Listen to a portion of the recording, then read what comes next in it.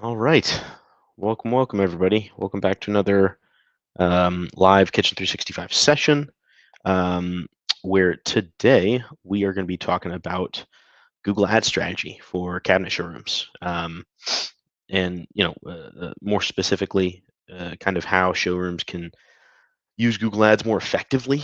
Because I think a lot of the time what we have found is that when folks come to us and they are trying to generate more leads and they've used Google Ads in the past, there are a few just sort of like telltale signs that you're doing things wrong and things that could be shifted to make things work better. So that's kind of what we're going to be going through today, but we'll go ahead and dive into it here. Speaking of those problems, um, a few of the things that we've sort of recognized in our experience that are major issues are you're getting a ton of clicks from outside your service area. Sometimes those even being out of state, and for local like brick and mortar showrooms, obviously that's kind of a waste of ad spend. So want to avoid that. We'll talk through how to prioritize the right geographic area. Um, Another thing is generic keywords that are attracting maybe just not the right leads is the best way to put it. But having advertised for cabinet businesses for as long as we have now, we kind of have a pretty good idea of what works and what doesn't. So we'll talk through what some of those things are today. And then another thing is just no strategy to drive direct showroom foot traffic, or in a broader sense, no strategy geared toward your particular goals. So I think what a lot of people expect when they start Google Ads campaigns is that they're going to turn the thing on and then all of a sudden get a ton of leads. Unfortunately, that's not the way it works. If it was, everybody would do it, and we'd all be millionaires, right? So yeah, we'll talk through kind of how to steer things in the right direction depending on kind of what your particular goals are. Excuse me, allergies are killing me, but we persevere. Uh, a few of the main, pieces of subject matter that we're going to get into today in more detail here. Campaign selection, so the types of campaigns that you should be running and how those operate, how those are going to help your business. Um, Bidding and budget, so how those different bid strategies in Google Ads affect your campaign performance. Targeting and scheduling, so looking at opportunities to make sure we're not getting any of those leads that are outside your service area, and that we're getting the most out of our budget from a scheduling perspective, right? Like times of day that might be most effective for you, something you should and could potentially analyze. Another thing is just ad copy and well, in a broader sense, creative that works, right? So we'll talk through a few things to consider when you're writing ad copy, and those things also kind of tend to translate to like image assets and those creatives. And then yeah, we'll kind of wrap things up at the end and maybe talk a little bit about how Kitchen 365 could help. So diving right in here. As far as campaign selection goes, there are three major ones that we generally consider when we're looking at advertising in Google Ads for cabinet businesses. I know immediately a lot of you are thinking like, "Oh, where are the shopping ads here?" But just bear with me here for a minute. We'll start with search campaigns. Those are usually what people think of when they think of Google Ads. It's the things in the top of search engine results pages when you actually search for a thing. You'll get like 3 ad results at the top, then go to the organic results, and maybe a few ad results at the bottom as well. But this is all about those super high intent search queries, right? So kitchen cabinets in my area, kitchen showrooms near me. Um, these are super high intent searches that you want to be able to take advantage of and get in front of. So that's why we think search is still super important. So generally speaking, when we're gonna run Google Ads for folks, we make sure search is at least a part of that. Might not be the where we're spending most of our budget, might not be the main focus, but it is going to be a part of it as it relates to those, like I said, high intent terms, and maybe even some like branded terms if it's a newer site, right? And you don't have a super strong organic presence, but you want to make sure that you're ranking for those brand terms. Something to consider.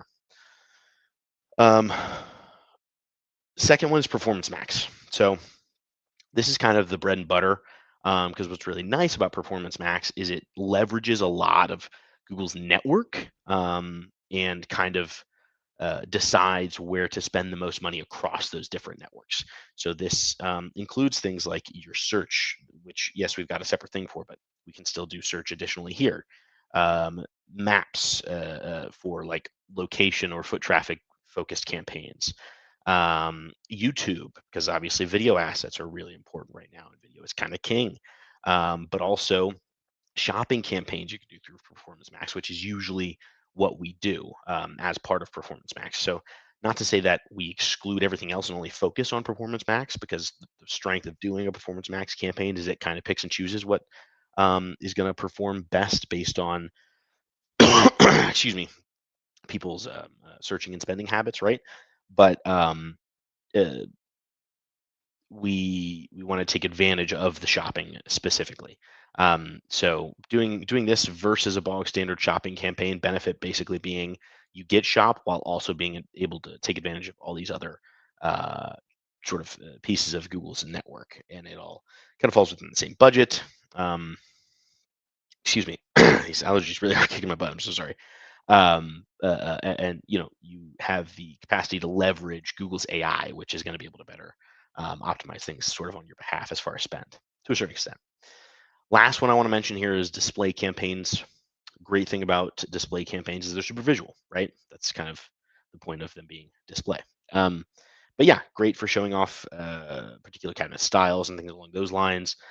Generally speaking, when we're looking at display, we're using it for remarketing and brand awareness purposes.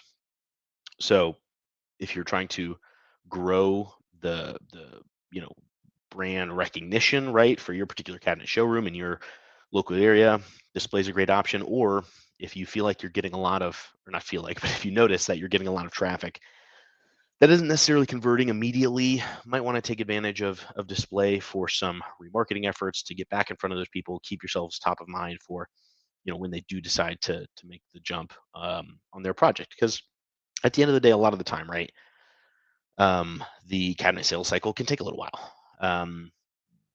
Sometimes it's a case of homeowners shopping things around for a while, or they're looking in advance for a project that they actually want to do like 6 months from now or whatever, right? So just something to consider is using display in that uh, manner to stay in front of those folks and make sure you're kept top of mind. But moving on from campaign types, now let's look at bidding and budgeting. So what I've tried to do here is kind of set it up as a bit of a hierarchy in terms of important. Let's try that again. In terms of importance and kind of stages of where you are in your Google Ads journey, let's call it. So we'll start on the bottom. Usually, this is a good starting point to set your bid strategy to maximize clicks.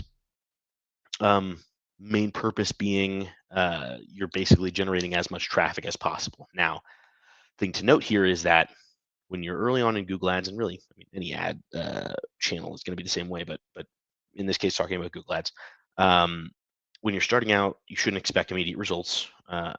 Any marketer, generally speaking, is going to tell you this.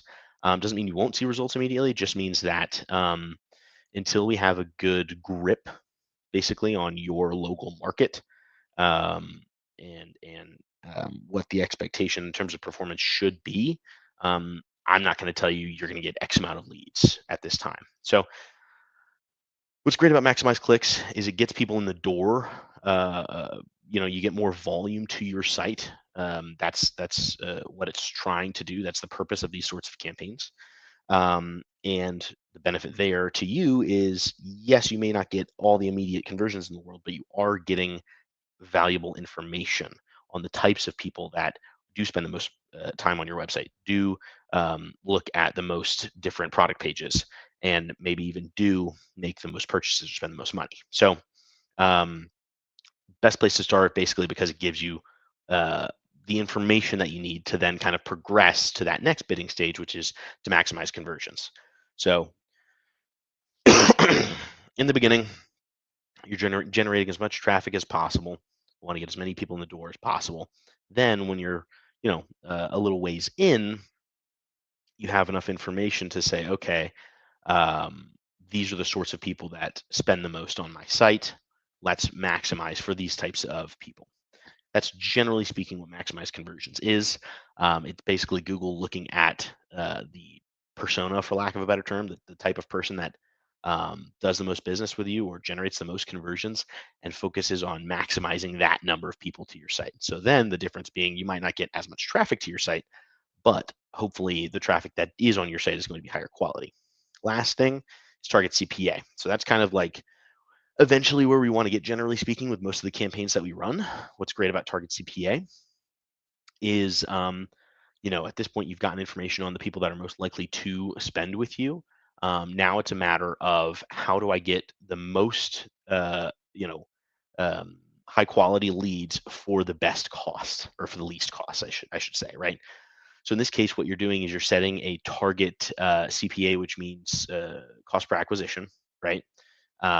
So you want that cost per acquisition to be as low as possible so that you're profiting as much as possible from these ads is kind of the simplest and easiest way to put it. But yeah, I mean, the idea here being Google is going to optimize bids to hit that number as consistently as possible. So, once you have information on, generally speaking, what your target CPA is, after you've gotten a decent number of conversions from that maximized conversions step, it's pretty simple to say, I don't really want to spend more than this because I know I can get the most number of leads at this cost, generally speaking. So that's kind of where we're at there, and it's not an exact science. We might shift or change some of these bidding strategies or timelines, throughout the process. If we think that maybe we went to target CPA too early, we might, shuffle back to maximize clicks. Or if we just think that, like, it's rather, if a client with us thinks, well, I don't, want to miss out on any opportunities, and I was getting more volume the other way, we can have a conversation that maybe, okay, in this particular case, we should stick to a maximize clicks or maximize conversions. It's all fluid, but this general structure and hierarchy is usually kind of the flow that we go through when we're starting a new Google Ads campaign for a client. Other thing to note here is, as far as budget and spend itself, I can't, give a magic number saying this is how much you spend. The major note there that I just kind of want to throw out and mention is that it's really going to depend on your market. Now, what I mean by that is some areas have a more condensed cabinetry or kitchen and bath remodel market than others. Some areas you're just not going to see, as hot of a local area. So that's where you have to sort of decide what spend is going to kind of get you the most bang for your buck. There is sort of a minimum spend, like, generally speaking, if you're only spending, at least in this industry, we found below on Google Ads, I don't know, like 1,500 to 2 grand, you're probably not going to see much. And I know that's a big blanket statement. I'm not saying that's the case in every single instance, but generally speaking, we don't, we're concerned if a client's coming to us and they don't have that sort of spend available.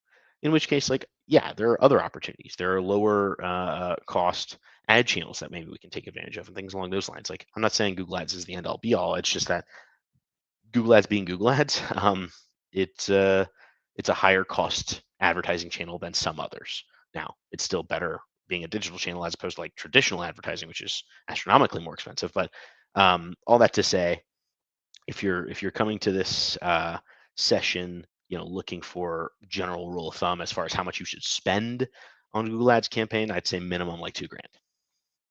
That's kind of my rule of thumb. But let's move on to the next piece here, which is targeting and scheduling. So I've alluded to this a couple of times, but a couple of things that I think people do wrong when they start Google Ads campaigns for their own showrooms is they don't put enough emphasis on like local markets. Because yes, at the end of the day, a lot of cabinet businesses can ship nationally. That's great, but um, especially as it pertains to this industry, folks generally are going to want to work with someone within their local market. It's just the way it is. That's what we found. Um, And especially if you're working with a lot of like general contractors and professionals in that regard, even more so the case is what we found. So rule of thumb there is when we're starting a Google Ads campaign, we're generally targeting between 20 and 50-mile radius around the physical brick and mortar. Um, that conversation completely changes if you're like a cabinet drop shipping business. But that's not really what we're talking about here. So my main focus is those brick and mortar showrooms, and in that case, 20 to 50 miles is generally going to get you where you want to go because there's enough lead volume, but it's also within like an hour and a half drive, basically, which is by and large, going to be that local enough market where someone's willing to, work with you. But something else to consider is exclusions. Like, yes, you've got your target, but that doesn't mean necessarily that you're not gonna get folks from outside that target area, because at the end of the day, there might be folks that travel to your area, then travel out, and like at that point, you're uh, there are, or what's the word I'm looking for? Tracking parameters, that can be tagged on that person, and so then they're heading back out of state or something. They're still getting your ads, wasting ad dollars there, things along those lines. So, best rule of thumb is if exclusions are available, take advantage of them. Um, Not going to be the case in every instance, because I feel like I've said that a lot, but not going to be the case in every instance because again, this is fluid, and sometimes exclusions aren't even necessarily needed, right? But especially if you're getting a ton of traffic that's out of your area, or especially out of state, you're going to want to start setting those exclusions, whether it's zip code, by state, by city, whatever. Something to consider and make sure you're prioritizing is at least analyzing those data points. And then in terms of ad scheduling, this isn't something that we always do, but I wanted to call it out because sometimes it's helpful. It's tough, right? Because uh, there are a lot of times I think where the majority of your leads might come in while your showroom's closed. That's just the way it is. Um, because people, are at work, right? While you're at work, they're at work. And so they're looking like after work at cabinet showrooms in my area and trying to browse your catalog and things along those lines, like your available products. So I wouldn't say that this is 100% of the time the best way to go, but especially if you are focused on driving um, like in-person, in-store foot traffic, this is something to consider. Because otherwise you're spending money on driving foot traffic while you're not even open, right? So consider those things, consider those windows, when you are setting up campaigns, if that's your focus is in person traffic. Otherwise it's a little different, like if you're offering direct access to like purchasing products online, timing doesn't matter as much, obviously, right? Or if your main focus is just generating leads through form submissions or scheduling like visitations, or whatever, anything like that, then again, timing isn't going to matter as much because people can do those things at any time. But if your priority is in-person traffic, no, in-store traffic, then yeah, definitely take advantage of those scheduling opportunities, ad scheduling opportunities. Okay, next big one is ad copy. So this obviously makes a huge impact because this is what people are actually looking at, right? So want to make sure that we're getting it right and we're being as to the point as we possibly can. A few things to call out here. Kind of the main things that I'm focusing on are copy related, but I'll get to creative and like imagery as well. First, we've got headlines. So, one, let's make sure we are as relevant and direct as possible. So, we are a cabinet provider in this area, right? We are a local, offerer of this particular cabinet line or whatever. White cabinets in Tuscaloosa, whatever. But yeah, I just want to make sure you're being specific there so that you're getting the most relevant traffic possible. Second thing is an invitation of sorts, right? So like visit our showroom today, having that sort of like explicit call out as part of your headlines does actually make an impact. We've seen that, in ads that we are having those call outs versus ads that we aren't. Generally speaking, the ones that have it perform better. Not sure if it's just because it seems more inviting or whatever, but it works. So something to call out there. Um, Having a particular offer actually listed as well is super important. So whether that's a free goodness gracious, I can't talk today. Whether that is a free design offering or like some sort of consultation or like download our catalog or see our displays in person or whatever, right? Like having those explicit like call outs of what you're actually offering is important because at the end of the day, people are looking at this quick. You have to be able to at a glance tell them what you are and what you're offering, and then how to get in touch with you. So that's kind of like what we're talking about here. So what you are is like, I'm a cabinet provider in this city. I'd love if you come and download my catalog. Here is a link to do that, right? Like, or love if you came visited our showroom. Here's how you get directions. Like, get directions, but that sort of thing. So the last thing there, obviously, being the CTA, the call to action. Be as direct as we possibly can, guys. The point is, we want to be as specific in the least amount of words as possible. Is kind of the rule of thumb when it comes to ad copy, because you want to be able to uh, have people understand you and what you are, without losing the plot, for lack of a better term. And that does translate to ad imagery as well, right? So our ad graphic policy is, generally speaking, to keep things pretty simple. Yes, obviously you want things to be branded, but at the end of the day, you're a cabinet business, so show off the cabinets, for goodness sake. These are our lines, these are our styles, like whatever. Um, that's the biggest piece of advice I can give you as far as creative. And then again, keep the language short and sweet. You don't want too much copy, especially in images. So yeah, generally speaking, I would say just show off as many door styles as you can. Keep it, hyper branded. If the focus is on driving foot traffic, also keep it hyper local. Like, call out location, location, location as much as you can. And generally speaking, you're going to be okay. Here's a specific example. Again, I know I've gone through a lot of this stuff, but here is a specific example of kind of what to do and what not to do. So you see here, it's like the same thing. It's got particular cabinets in this area. We want you to come visit us. We're offering a design consultation. We're open during these hours. Come visit us or get directions, right? So that's generally like the structure you're going to want to go with. It's not, I'm not saying copy and paste this, but uh, uh, generally speaking, that's sort of the structure that you want to work with. Hopefully that helps. Okay, key takeaways based on the stuff that we've discussed today. So, goodness gracious, your brick and mortar businesses, so target locally, right? Focus on those service areas. Focus on the time of day if you're really like hyper focused on driving foot traffic to your location. Um, Bid intelligently, right? So that goes back to all the stuff we talked about with those different bidding strategies. But yeah, it's not perfect. So if you need help in terms of bidding strategies, talk to professionals. That's the best advice I can give you.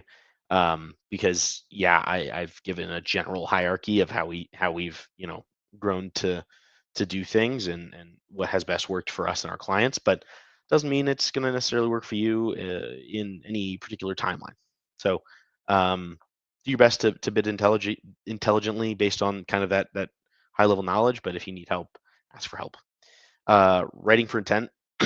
Again, what I just said was pretty straight to the point, but be direct, be specific, be not abrupt, but concise. That's the word I was looking for. Um, that's the best advice I can give you. Make sure you're, you know, just explicitly saying this is what we do, this is who we are, this is where we're at, and this is how you can get in touch. Um, And then, yeah, just make sure that you are continuously analyzing, right, and iterating on what's worked, what hasn't, because at the end of the day, this is not a one size fits all thing. As much as yes, we are industry experts, and yes, generally these things work for us. Doesn't mean exactly this strategy is going to work for you. That's why I say if you need help, get in touch with a professional. But if you're not going to do that, if you want to do it yourself, DIY guy, go for it. Just make sure that you're continuously monitoring this stuff, so that you can adjust if needed. And that's pretty much it, guys. I'll say this because I always say it. Kitchen 365 is an expert in this industry, and I genuinely think that if you're a kitchen to bath business or a cabinet showroom out there and you need help, you want to drive more leads, you're thinking about Google Ads or some other ad channel, we'd love to help you. And we work exclusively with these types of businesses, so I like to think we got kind of a leg up on other agencies or marketing partners out there. So if you're ready to take advantage of those insights, then we're happy to help. Our socials are there. You can also get in touch with us at kitchen365.com.